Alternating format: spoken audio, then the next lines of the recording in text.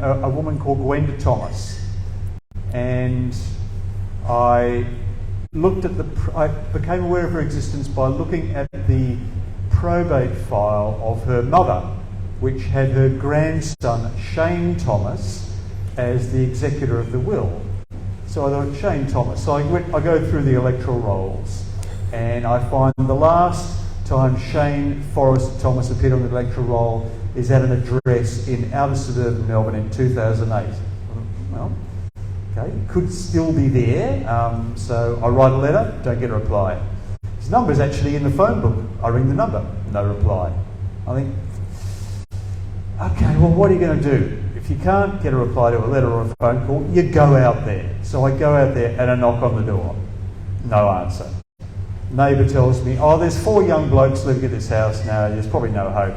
So I think, bugger, I'll put a note under the door and see if I get a reply from Shane Thomas. 2 days later, I get an email from the Philippines, where Shane Thomas has lived for the previous 23 years. And he says, I said, oh, well, can you tell me a little bit of your mother? He says, even better, here's her number. She's still alive. She's 90 years old. So the next day, I'm ringing this number in an old folks home in Fitzroy, and not only is she alive, but she's in full possession of her faculties, and she remembers everything. So, sorry, we're a long way from cricket, but non-fiction writing, full of surprises, constantly full of surprises. It's good to know that real journalism isn't dead. Let's talk to this book, and I've been lucky enough to read it already, and of course you can buy it up the back and you'll be busy signing them after this little panel. But what I loved about this book was it was full of these sort of bite-sized vignettes almost. It was a blend of book reviews and obituaries and your own personal accounts. It almost felt like as close as you'd get to a Gideon Haigh Twitter thread.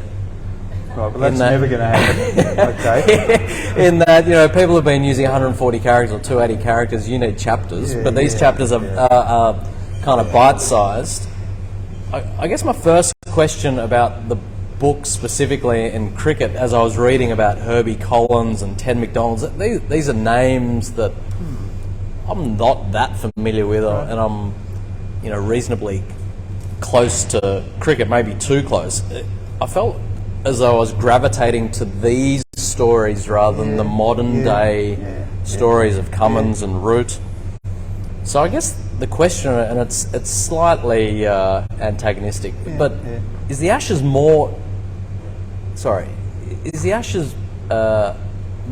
less interesting now than it was back then? In the days of professional cricket, it felt as though the characters were more lively. Yeah, sure. Look, the texture of the game is very different, and the way that we experience it is very different. But I guess one of the remarkable things about the Ashes is the continuities of it. How many things have had basically the same structure from the very beginning? The first 5 test series is 1894-5. It's a great series. It's 2 all going into the last test, and England win it and take the Ashes off Australia. And no one has since come along and said, oh, the Ashes is too long. In fact, if anything, the Ashes is the perfect size. You wouldn't want to accept anything less than 5. Every other Test match series has been scaled down, but the Ashes has remained uncompromisingly itself. The formats of the game have changed. Back in 1894-5, it was 3-day Test matches in England, then timeless Test matches in Australia. But it has converged since the 1950s on a 5-day model. And no one would accept 4-day Test matches. I don't think anyone in this room would accept 4-day Test matches. If you would, you can leave now. I think we can become overly obsessed with change, but I think we can be very grateful for the degree of continuity there is, and the continuity of it has been interrupted only by war, by 2 world wars since very earliest days. It's still the competition that you're born into. It's still the competition that I suspect will outlast us all. It's it's a series that's taking place in multiple time zones, if you like. Everything that happens in the Ashes reminds you of something that's previously happened in the Ashes. Very few things have happened for the first time, and very few things have not happened at all. We might see some things that are unique in 2023, but no one knows. So I don't want to indulge in sort of laudator temporis acti and say that things ain't what they used to be, or that our heroes don't measure up to yesteryear. When I go back to the Ashes, a well-contested Ashes series is still as good as cricket gets. A bad one is still pretty good, frankly. There's always something to savour. I'm going to pick apart a few things that you said in a second, but I'm curious on your view as to maybe the social relevancy of Ashes at the moment, of Ashes cricket at the moment, because it obviously was born in a time of, Australia were the colonial rebels, and then it was a coming of age and a maturing of our own national identity. What does it stand for now? Well, we pretty quickly slip back into those old patterns of thought. This connects to us at a very deep, emotional and quite atavistic level. England and Australia kind of define themselves in contradistinction to the other. We kind of imagine ourselves to be all the things that the English aren't, and vice versa. And I think that still holds true. We love a stereotype where the Ashes is concerned. Who could be a bigger stereotype than Shane Warne? He's the quintessential Aussie in England, in English eyes. He's sort of irrepressibly comedic in his Australianness.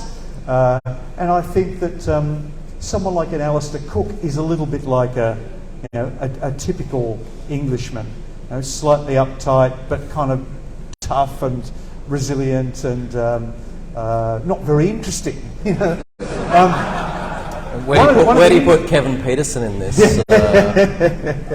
One of the interesting things about 2023, I was reflecting today, is that this might actually reverse those roles just temporarily, because it will be a match between highly professional, highly effective, highly regimented Australian cricket and an English cricket that is high on its own supply. It's got flair to burn. And traditionally we've always thought of Australia as being the attacker and England as the defender. So perhaps the polarities will reverse in 2023. We'll come to this series on a day which, and going back to what some of your previous comments, on a day in which the Saudis have basically bought World Golf, essentially. Yep. I'm curious as to just open up the discussion on the future of cricket and the future of Test cricket. And it's easy for us to romanticise and sit in this room and say we won't accept anything but an Ashes that is 5 tests, that is played over 5 days, when there are probably some realities to the game that are coming quickly that we might not like. Yeah. Well, the BCCI already owns cricket. It didn't even have to buy it. That's true. Yeah. We gave it to them. We gave it to them, exactly. Yes, you're right. The Ashes has shown staying power, but nothing can be taken for granted about it. One thing about it is that, and it's compromised this year, isn't it, by being shoehorned into a short period of time. Yeah. Second and third and fourth and fifth Test matches being played back to back. No other first-class games on tour. That's an acutely compromised Ashes, and it's being front-ended in the season in order to accommodate the 100. So it's already had to make allowances for commercial realities. But it's still the brand leader, and it makes money. Blessedly, it still makes money. So it can pay its own way in the world. It's the other Test series, of course, that I worry about. They're in a battle for relevancy. Bilateral cricket is in a battle for relevancy everywhere. So probably we shouldn't overestimate the problems of the Ashes relative to the problems everywhere else. We can actually afford to take some comfort. We are very fortunate in this country. England is very fortunate. It's other countries kind of battling in a fight for survival. You're right about the commercial realities.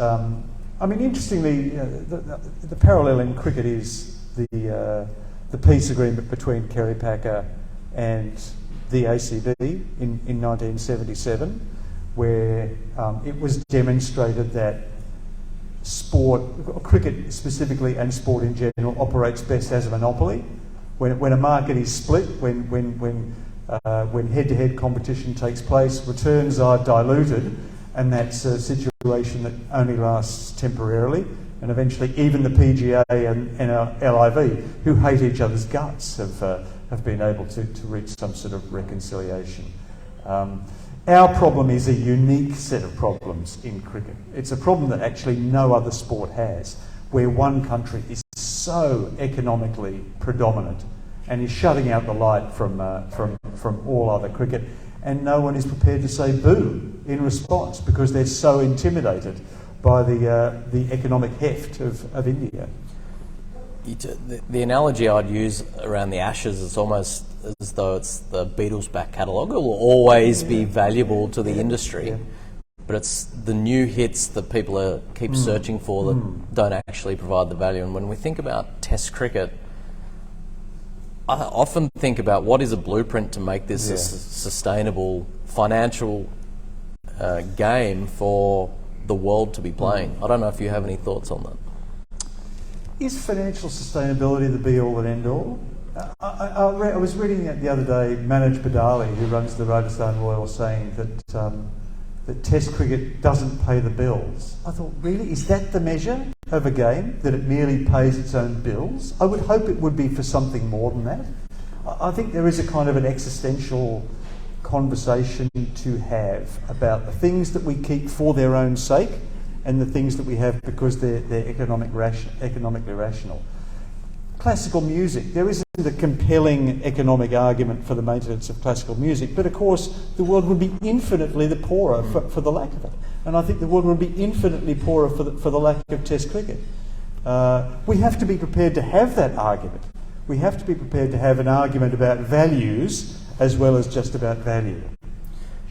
One thing that always comes to mind, and I actually don't know the answer, is if the Federation of International Cricketers or the ACA actually polled every professional player in the world and said, irrespective of money and the incentive that provides, what format of the game do you enjoy most? Yes. Because I know as a player that I enjoyed long-form cricket. I was obviously shit at T20, but that didn't help.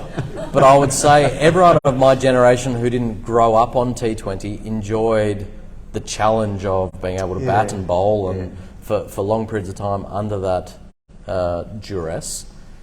And my gut feel is that still holds today, even with this generation that has grown up on T20. And if that's the case, isn't it the game's responsibility to make sure that it continues? The player's responsibility to the game.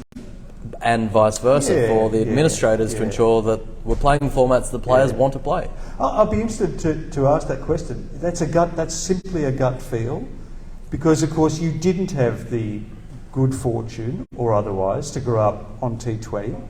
You always aspired to playing long form cricket. It was the only game in town. It was undoubtedly the premium form of the game. Do players growing up now with a variety of different formats have the same attitudes? I think that's a question everyone would like to hear answered. And you're in touch with the game because you're at Cricket New South Wales. You're in touch with cricketers in a more intimate fashion than I am. What do they actually think? Well, again, my gut would tell me that is still the case, but why don't we have the data and then we can make decisions based on it? It's a very simple question. Yes, it is a simple question. I think I think you're right. I remember a line of Peter Roebuck's, and he said it in relation to one-day cricket, but I think the point still holds true. He said that in long-form cricket, in Test match cricket, the player is the boss. In one-day cricket, the game is the boss. And I think for a player who's got the game in their soul, they want to have control over the game in which they play. They want to have the maximum opportunity to show their skills, to parade them in all different conditions for every dog to have their day and everyone to have their opportunity. But is the game making that opportunity available enough to players? Is their diet a healthy and omnivorous one now? A lot of lower level cricket now is being played only in either one-day or T20 form. Opportunities to play even two-day Premier cricket are being restricted. Even I've stopped playing two-day cricket. I'm probably too old for it, but I loved two-day cricket at club level, and I miss it now. But that's the way of grassroots cricket. It is increasingly being played in the shorter formats because it's perceived that we're time poor, that we don't actually have the time to dedicate to it. I don't think that's actually true, but it's an assumption, a widespread assumption among administrators. So, if that's the case, we are boiling the frog ourselves of Test cricket. Slow. I wouldn't say that slowly, but probably quicker than we imagine. But the frog itself doesn't know that it's dying. And there are people that are saying this is the last Ashes tour. Yeah, the frog has always known that it's been boiled. We've been talking about the death of Test cricket for as long as the two of us have been alive. Hugh was telling me before that the death of classical music has been ritually prophesied for as long as anyone can remember. Look, it will exist for as long as it connects with people on an emotional level, as long as it excites us. There's nothing more depressing now than a bad Test series, than poor Test cricket, because you think every Test match is a kind of a referendum on the game's future. Every time Test cricket shows itself in a good light, I think the whole of cricket benefits. But every time it's a disappointment, every time it's an anticlimax. For instance, in the recent Border Gavaskar Trophy, you feel a sense of real betrayal. I was so disappointed by that series. I'd looked forward to it a very great deal, but obviously India decided it was too important a series to lose. That's incredibly short-sighted administration, and cricket bears the consequences for it. Obviously, the counter-argument to everything we've just provided is Sri Lanka and New Zealand were both 1 wicket away from making the game that is about to start in 1 minute. And we're talking about, in Sri Lanka, you can't turn the lights on, there's a food shortage, there's zero money in the game, corruption, and yet they were 1 wicket away from potentially being the champions of the world. And they played a fantastic Test match against Australia last year, a compelling Test match, in the midst of all that chaos, in the midst of a virtual civil war in their country. There's still, it's interesting, the fact that it was a Test match at that time gave it a resonance, didn't it, while that chaos was happening in Sri Lanka, that if they'd been merely playing a T20 game, it wouldn't have left nearly as strong an impression. Long-form cricket leaves the time for the laying down of deep, deep memories that breed long-term loyalty and love for the game. The relationship that we have with T20 is a little bit more like, I don't know, the relationship, it's got the same emotional resonance as Tinder. Have you been on recently? No, I haven't.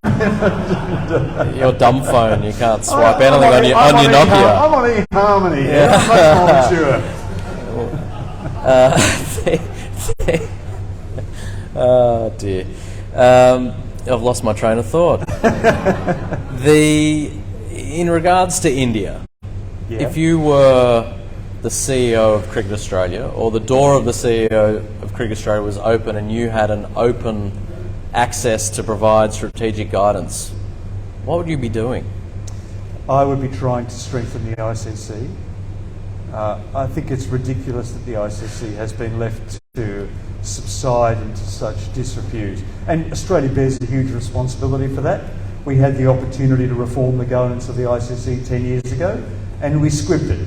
We decided that it was actually in our interest to keep the ICC weak and dependent, and now it's unequal to the business of being a government for world cricket. But I think that one of the things about cricket administration is it is still amenable to the influence of a strong hand. Now, an effective administrator, a far-sighted administrator, an intelligent administrator, it's not beyond their powers to change things. Our trouble is that we produce such a constant supply of mediocre, middle-aged white men to run the game in this country.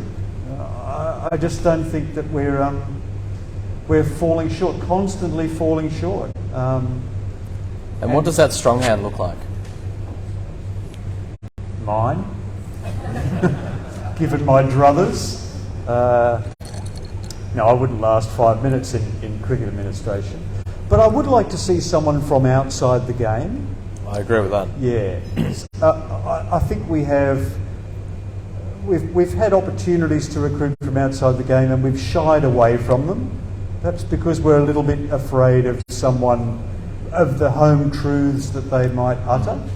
I would be in favour of someone coming altogether from outside the game, but with a deep and abiding love for the game. I'm not sure that actually a career in administration breeds a deep and abiding love for the game. I think it's a bit like politics. Yeah, the longer you are, the more jaded you are. Yeah, yeah. And we know what Cricket Australia Global Searches provide. It usually provides someone who already works in the organisation.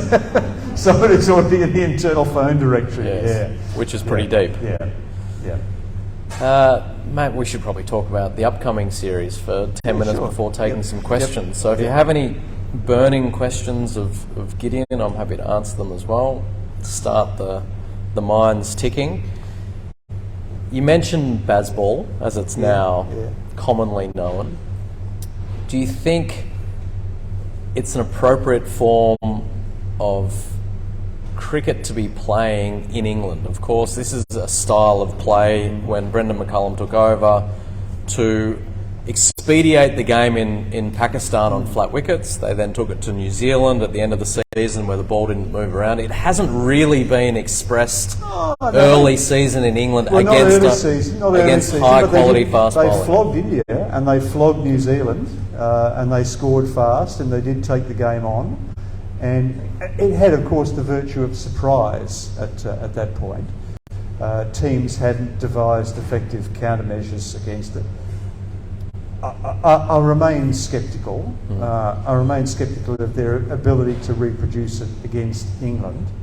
But look, we all know, don't we, that we feel better when we're playing positively, when we're playing aggressively, when we're making aggressive shapes with the bat, when we're bowling attacking lengths with the ball. It's just a happier, more content, more exhilarating form of cricket. And you can tell the difference in yourself, can't you? You know, there are periods in your game where you're playing better than others, and that's usually because you're doing something more than simply trying to survive or simply trying to stay in the contest. You're trying to lead the contest. So I understand the psychological power that Bazball can exert, and the way in which it can get a man to walk a foot taller than he might otherwise. And one of the remarkable things about Bazball is that it's basically been done with the same pool of players. It's not as though there have been massive personnel changes in the England team. They've stuck to the same core cricketers, and they've shown persistence with them. They've given them the support. They've given them the licence to go out and fail. Players, knowing that they won't be punished for their next failure, will necessarily show a greater degree of resilience. There's no doubt that the relationship between a coach and a captain is probably the most important relationship in cricket now. When it breaks down, there's no going back. The coach has got to go. We saw it in Australia. Justin Langer had to move on because not that he'd fallen out, but he wasn't the optimum choice for Cummins as captain. Stokes had a role in the selection of McCullum. He sort of knew that he was a man that he could do business with, and that axis has been very, very strong. I think the same way as probably the axis between Trevor Bayliss and Owen Morgan. So it works. And fellow New Zealanders. Yeah. So look, I remain to be convinced, but I'm open to persuasion, and I'd actually love to see it work. So I think that's the thing that I've found myself having to almost catch myself is I would love to see this come off and Australia and have to win a series under huge duress and pressure from a style of cricket that I personally would have loved to have been a part of, because I know that I probably would have thrived more so than I did. The thing that worries me that I think will let them down is their bowlers. I haven't seen enough. It's all well and good with bat in hand, but I'm unsure they have the cattle with the ball to take 20 wickets consistently. That's where I get tripped up and say they might move the game along, but they're going to need the time. Yeah, but I mean, they to be fair to them, they have managed to get 20 wickets consistently, but I think in England, the absence of an effective spinner, I think, is a huge problem for them. Leach was the best they could do, and now not even he is there. And Moeen Ali's now been added to the squad, and I don't think he holds too many terrors for Australians. I'll be a bit disturbed about over rates this summer for England if they're going to play, as is likely, they play four seamers at one stage or other. But isn't it interesting that we both think... Is there a new playing condition around playing? We both think like dogged opening batsmen, don't we, Ed? We're just nature sceptics. We are definitely sceptics. Am I right in thinking a new playing condition now exists around over rates? There's a run penalty? Yes, you're right. There is too. Yeah, that came into force 5 days ago. Yeah, Joe Root looks like he's going to have to do some bowling. Yeah, I think it's a 5-run penalty for every over that's not bowled. Yeah, but they won't want to cloud their thoughts. They won't want to overcomplicate their thoughts. The thing about the merit of Bazball is that it has made the game very simple, and the game, cricketers thrive on simple messages. And the Australian team, are you happy how they're positioned? Yeah, I think I am. I look up and down that team, and there aren't too many obvious weaknesses. I was pretty impressed with them in India. I know they got pants in the first 2 Test matches, but I was impressed by how composed they were. I thought Andrew McDonald did a terrific job of holding the line over there. I was very impressed with Steve Smith in India. As a leader, I've needed convincing about Smith. I've always kind of typecast him as kind of the virtuoso individual who doesn't necessarily, the parts of the game which involve relating to others don't come naturally to him. But I thought he was excellent in India. He was really poised, he was really down to earth, he was a very good communicator, and he really obviously relished the challenge. And he didn't get ahead of himself when there was the talk about the end of the series about Smith making a full-time return to captaincy. He said exactly the right things. So I think he has actually matured as an individual in the right ways. Well, you'd be closer to him than I would. What do you think?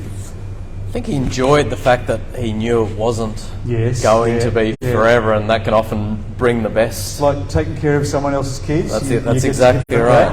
Yeah. Feed them full of sugar and hand them back. Yeah. But he's always at his best when tactics are important, and there's no more important place that tactics play a role in the game than in India. Be it bowling changes, fielding positions. In Australia, teams can really captain themselves. The captaincy goes on off the field, and that is nowhere near his strength. Where he can manoeuvre the game, he's a brilliant cricket mind. But interesting to hear your comments around his leadership. I wouldn't really put that in the leadership bucket. I'd put that in the tactician bucket, and he's never struggled in that case.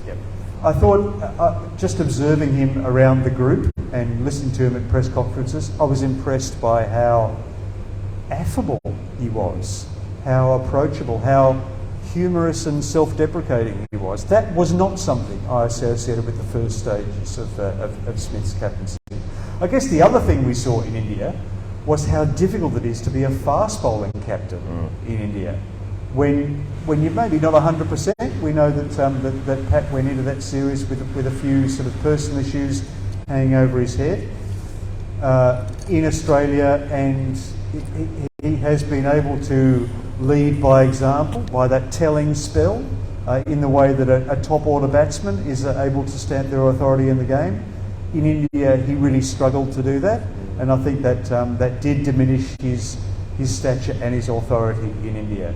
So perhaps it was a fortuitous circumstance that Smith was able to take over in the back end of that series. We've got some time for some questions. I'm happy to open it up to the floor. Anything on anyone's mind, otherwise we can keep going.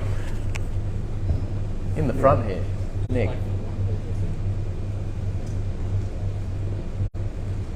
Thank you. Could listen to this go for hours. So the question is about two passions, true crime and the Ashes. What's your best Ashes true crime story?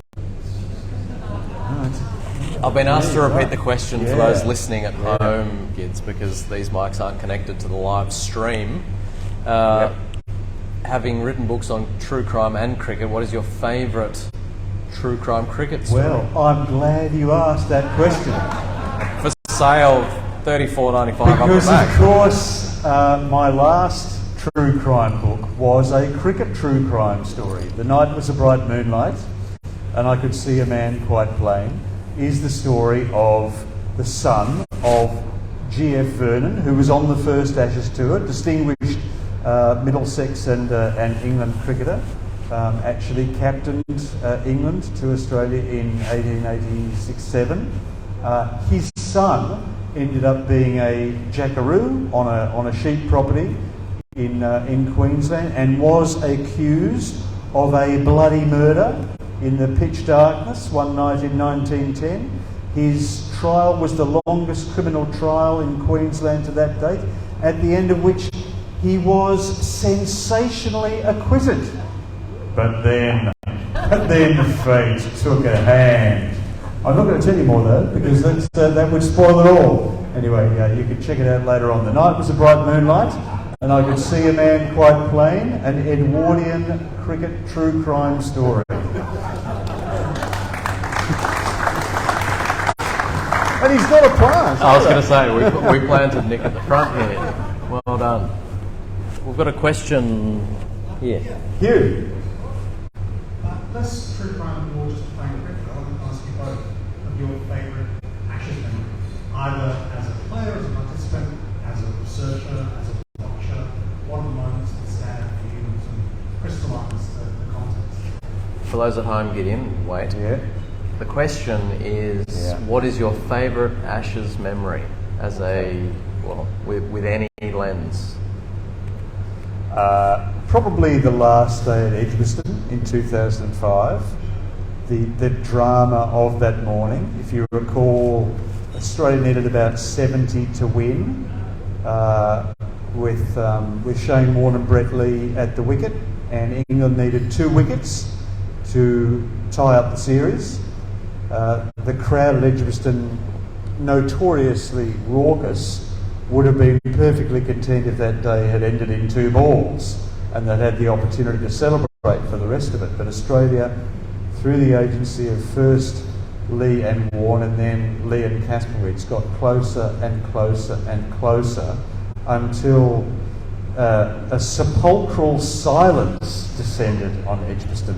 People could not believe that they were about to lose the unlosable test, to the point that my colleague from The Guardian, Lawrence Booth, he won't mind my telling this story because I've told it many times before, turned to me and said, "I'm going to have to ring the office and tell them I can't write today. I'm too upset." But then, with one bound, England was free. Stephen Harmison bowled the bouncer. Michael Kasperwitz gloved it. There was some question about whether his glove was on the bat at the time. Caught down the leg side by Geraint Jones. England celebrated deliverance and ended up winning the series. The best series that I've ever watched. I can tell you my least favourite Ashes moment too. Go for it. I think I know where you're taking it. Interested to hear your perspective on this, Ed. First Test match of the 2013 Ashes series. Ed comes in at number 3, having had his head down a toilet for most of the day. Has been brutally sent in by a deeply unsympathetic coach and nicked off first ball and Jesus Christ, both you and I wanted to be anywhere else. I almost cried. I was too sick to cry. Went to hospital, woke up, and Ash and Agar got 98. I thought it was all a dream. Yeah. True story. True story. But that test match, when you talk of Ash's memories, I only played in one test, but at Trent Bridge on that 5th day, when Brad Haddon walked out at lunch and Jerusalem went around the stadium at Trent Bridge, and they needed, I think, 3 wickets. Yeah. That was spine-tingling stuff. I've never heard a crowd as involved in a game of cricket as after lunch on day 5 at Trent Bridge. Yeah. And when Hads nicked that one, Arlene Dye gave it not out, and it was reviewed, and Brad knew that he'd nicked it, and we sort of all knew that he'd nicked it, and it was just agony, wasn't it? Good test match. It was unlike LM to get one wrong that series too. Bit of a forgotten test match, that one. They haven't. I mean, it's interesting. Test matches do tend to because they magnify differences over the course of 5 days, do tend to larger margins than shorter form games. So the close results, like Edgbaston 2005, like Trent Bridge in 2013, are inherently memorable because they are so rare. The other test that series that actually comes to mind that was a great test was at Chester Street. It's a great test. And it's actually featured in the book. It is, yeah. Another forgotten classic. Because it was that day, that on the last day, the sun was going in and out, remember? And the ball was behaving differently. And there was at one stage where the players, where towards the end, where Cook had to bowl his slow bowlers because the umpires wouldn't let him bowl his fast bowlers. I didn't remember that until I reread the piece. It was a fantastically involving game. I mean, it wasn't maybe one of the greatest test series of all time, but it contained a lot of very good cricket. It did. So to answer the question, I think the moment that stands out in my mind as imprinted for a couple of reasons was the classic day at the SCG when Steve Waugh hit Liam Dawson for Richard Dawson. 2003.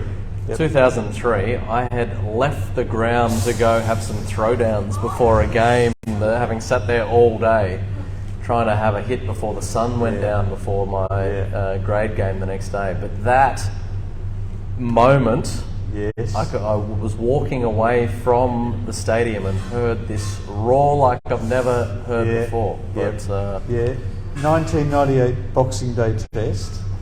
Matt Nicholson's debut. Oh, yeah, indeed. I actually wasn't reporting that day.